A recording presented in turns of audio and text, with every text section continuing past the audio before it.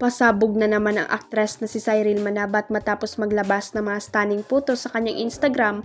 Agaw pansin ang fierce at elegant look ng aktres na nagtrending online kanina.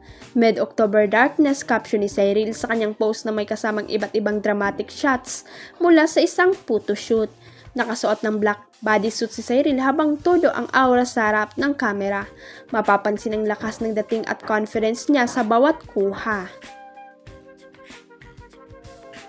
Marami sa kanyang followers ang napakomento at nagpayag ng paghanga sa transformation ng aktres na kilala noon bilang child star. Umulan ng papuri sa comment section mula sa netizen.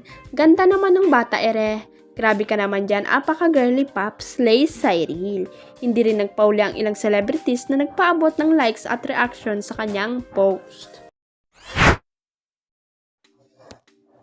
Ipinagtanggol ng mga fans ang kapamilya superstar na si Catherine Bernardo laban sa mga basher kaugnay ng hindi nito pagsasalita sa issue ng korupsyon sa Pilipinas. Binubugbog ngayon ang dalaga sa social media dahil tila wala raw siyang pakialam sa mga nangyayari sa bansa, partikular na sa malawakang nakawan sa kaba ng bayan. Kinestyon at kinumtra pa nga ang parangal na natanggap niya bilang Most Influential Celebrity of the Year sa Edok Circle Awards. Halos lahat daw kasi ng sikat na celebrities ay matapang na nagpayag ng kanilang galit at pagkadismaya sa pamahalaan at isilang government contractor samantalang nananatiling tahimik sikat. Influential na di ginagamit yung influence where it matters.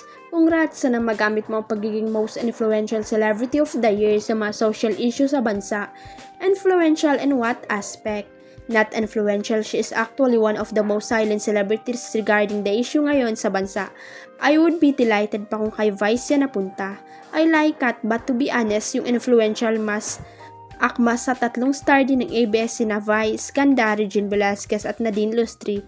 In all aspect kasi andun sila in kita lakas ng influence. Huwag kalimutang i-click ang subscribe button at i-ring ang notification bell para sa latest at legit chika updates.